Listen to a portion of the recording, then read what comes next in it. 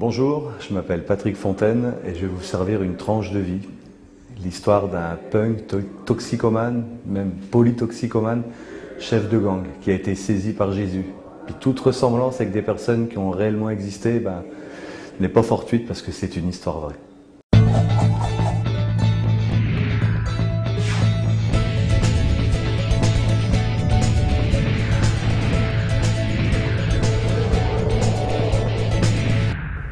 Donc, je suis né d'une famille de païens pratiquants et mon enfance a été bercée par la violence. Et à l'âge de 15 ans et demi, c'était en février 79, ceux qui sont bons en mathématiques, vous allez connaître mon âge, je me suis retrouvé en Angleterre pour un voyage linguistique. Et en février 79, début février 79, il y avait l'idole des punks qui venait de décéder d'une overdose, c'était Sid Vicious, le bassiste des Sex Pistols. Et je me suis retrouvé à Londres, pleine période de cet événement. Mon correspondant était punk, puis là j'ai été initié. Et là j'ai été initié à la drogue, à la violence, au pogo, à la musique punk. Je suis devenu punk jusqu'au bout des ongles. J'ai importé ça dans ma Normandie. Et après les 5 ans qui ont suivi, ça a été l'escalade dans la drogue, l'escalade dans la violence, dans la guerre des gangs. On appelait ça l'urban guérilla. Les concerts, les tenues extravagantes, l'autodestruction, les actes de vandalisme, c'est ce qui a jalonné ma vie. J'ai commencé la drogue avec des sacs de colle, puis je faisais ça 4-5 heures par jour. Puis petit à petit on est monté, on est passé à ce qu'on appelle les drogues dures. Bien que personnellement je vois pas trop la différence entre douce et dur, ça reste de la drogue et c'est aussi destructeur.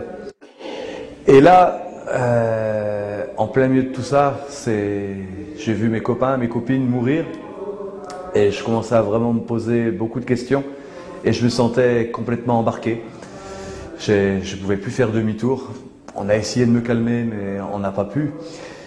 Et un jour, j'ai pris un coup de batte de baseball en pleine tête.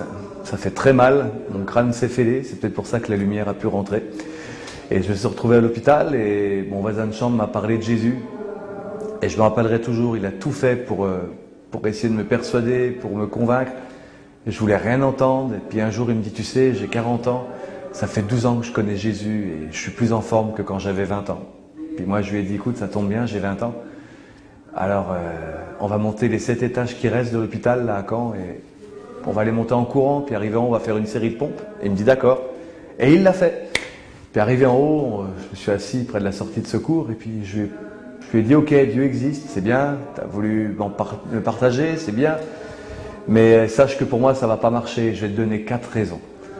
La toute première, c'est que tu dis que Dieu est amour, et je ne peux pas croire que Dieu est amour, parce que si Dieu est amour, pourquoi je suis comme ça? Pourquoi j'ai connu tant de malheurs? Pourquoi j'ai pris le coup de batte de baseball? Non, je ne peux pas croire que Dieu est amour. Puis après, tu me dis Dieu est puissant. Moi, je ne peux pas croire que Dieu est puissant, parce que s'il est puissant, qu'il est amour, pourquoi il n'a pas épargné mes victimes? Il n'était pas assez puissant pour m'arrêter ou il les aimait pas assez? Là, c'est pour dire un peu la couche d'orgueil qu'il y avait sur ma vie. Et là, je dis la troisième raison, tu me parles de conversion, tu me parles que tu as donné ta vie à Jésus. Moi, là, j'ai 18 ans, j'ai fait un pacte avec Satan, j'ai signé avec mon sang. Donc, j'ai déjà choisi mon camp, je sais où je passe l'éternité s'il y en a une. Et la quatrième raison, je dis, écoute, même si je pouvais changer, ça m'intéresse même pas de changer. Depuis que je suis petit, je veux être un bandit, je suis en train de vivre mon rêve. En fait, entre nous, c'était un cauchemar. Mais je suis en train de vivre mon rêve, je suis incapable de vivre dans ton monde, je suis incapable de me marier, je suis incapable de travailler, je suis incapable d'avoir des enfants. Je suis comme un handicapé social, je me sens mal dans ton monde, donc vraiment, je ne peux pas changer. Et là, il m'a dit, écoute, on peut échanger nos adresses. Je dis, ouais, si tu veux m'écrire à la bonne année, mais ça ira pas plus loin. Puis on a échangé nos adresses, puis moi, quand je suis sorti, j'ai essayé de m'en sortir par moi-même. J'ai fait cure des intoxications, j'ai essayé d'arrêter de voler, j'ai essayé d'arrêter de me battre, mais je me suis rendu compte, moi qui proclamais être libre, j'arrivais pas à m'arrêter. Mon meilleur copain s'est fait une overdose volontaire, puis là j'allais le suivre, et puis au moment où j'allais passer à l'acte, je me suis rappelé qu'à l'hôpital on m'avait dit que ma vie pouvait redémarrer comme si j'avais jamais connu le ghetto, comme si j'avais jamais connu les gangs, comme si j'avais jamais connu la drogue.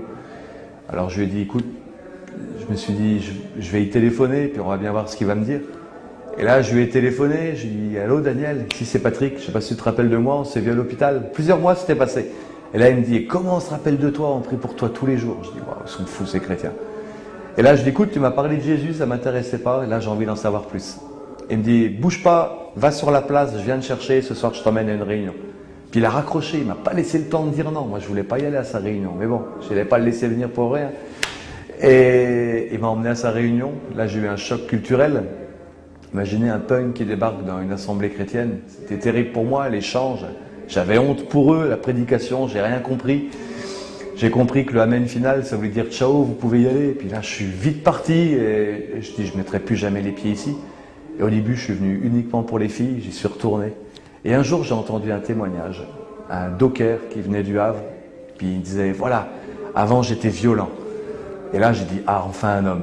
Il dit, j'étais violent, je frappais ma femme avec des chaînes, je me suis retrouvé en prison. Et là, je dis, waouh, respect. Là, j'écoutais, c'était pas comme les prédications d'habitude, quoi. Il dit, je me suis retrouvé en prison, puis là, j'ai rencontré Jésus, et maintenant, je ne bois plus, j'aime ma femme et j'aime Jésus. Et là, ça m'a scotché, j'ai dit, waouh, on voit que Dieu a fait quelque chose dans sa vie. Et là, j'ai donné un coup de coude à mon voisin, j'écoute, Dieu, il a fait quelque chose dans sa vie, moi, ça fait plusieurs semaines que je viens. Il fait rien, je t'avais dit que j'étais trop pourri. Et là, il m'a dit, écoute, c'est pas le fait de venir à l'église qui va changer ta vie, c'est pas le fait de chanter les cantiques ou de lire ta Bible. Alors je dis, c'est quoi qui change une vie? Il me dit, c'est de rencontrer Jésus. Je dis, comment on fait pour le rencontrer, Jésus? Et il me dit, écoute, tu veux qu'on prie maintenant? Puis là, j'ai découvert que ce jour-là, j'étais timide. J'ai dit, non, passe-moi tes papiers, je vais les lire. Et puis là, je suis rentré, j'ai étalé tous les papiers qui parlaient de Jésus. Puis j'ai prié pour la première fois de ma vie, je me suis mis à genoux, puis j'ai crié à Dieu, j'ai crié tellement fort parce que je pensais qu'il était tellement loin. Puis j'ai dit, Dieu, je ne sais même pas si tu existes, mais eux ils disent que tu existes, moi j'en sais rien. Il paraît que tu as envoyé Jésus sur terre, puis pendant qu'il était sur terre, il guérissait les malades, j'ai besoin d'être guéri. Il changeait les vies, j'ai besoin que ma vie change. Il chassait les démons, j'en ai un bon paquet à faire partir. Il paraît que si je meurs tout de suite, je vais en enfer, et puis je sais que je vais en première classe. Si c'est vrai que tu as envoyé Jésus pour me sauver, si tu me sors de là, si tu permets que je ne retourne pas en cellule, aussi vrai que Jésus l'a donné sa vie pour moi, je te donnerai ma vie. Puis là, la paix de Dieu, elle est descendue sur moi. Je me suis endormi, j'ai dormi comme un bébé. Puis le lendemain, j'ai découvert que j'étais complètement délivré de la drogue. À cette époque-là, il me fallait 2,5 g de cocaïne par jour. J'avais 3 doses d'amphète par jour. Et puis les jours de fête, on prenait des acides par-dessus. Je faisais du 4-5 heures de sniffing glue. Et j'ai été complètement délivré. J'ai jamais fait de crise de manque. Et puis petit à petit, il a converti ma façon de penser, ma façon de m'habiller. Mais j'ai pas perdu ma personnalité, je continue à péter la vie, quoi. Enfin, je la pète pour de vrai maintenant. Et puis maintenant, je sers le Seigneur, je suis marié, j'ai 3 enfants. Et puis, ce que j'ai vu Dieu faire dans ma vie, je le vois faire dans la vie des autres. Et moi, je voulais juste vous présenter une tranche de vie. Jésus est réellement vivant, c'est pas une légende. Moi, je suis pas religieux pour dessous. J'aurais jamais cru des légendes. Quand on vient de la rue, on a besoin de toucher. Et j'ai touché. Et il m'a touché, il m'a saisi. Et maintenant, ça va faire 25 ans cette année que Jésus m'a touché. Et c'est une vie merveilleuse, pleine d'aventures. Et ce qu'il a fait pour moi, il peut le faire pour toi. Donc si tu étais interpellé par cette tranche de vie, et puis que tu te dis, mais maintenant que j'ai entendu ça, qu'est-ce que je fais? Je t'invite juste là, tu es devant ton écran, je t'invite juste à fermer les yeux. Et je vais prier, toi je te demande juste, tu écoutes bien ce que je vais dire. Et puis si tu es d'accord avec tout ce que je vais dire, tu dis Amen à la fin, tu demandes à Jésus de te toucher. Seigneur Jésus, je te rends grâce, merci pour ton amour. Puis je te demande vraiment que tu te révèles maintenant. Puis Seigneur, je te prie pour les personnes qui sont connectées en ce moment. Je te demande de les toucher, de te révéler, de révéler ta grâce, de montrer combien tu es grand, de montrer combien tu es puissant, combien tu es réel, combien tu es capable de changer les vies. Puis toi qui es devant ton écran, juste dis-lui, Seigneur Jésus, je te confie ma vie, je te remets ma vie. J'ai pas encore tout compris, mais je te remets ma vie. Prends-moi, conduis-moi, révèle-toi à moi. Je me confie dans l'œuvre que tu as accomplie pour moi à la croix. Je reconnais que je suis pécheur devant toi et je reçois ta grâce, je reçois ton pardon et je reçois ta vie. Au nom de Jésus. Amen. Bienvenue dans la famille.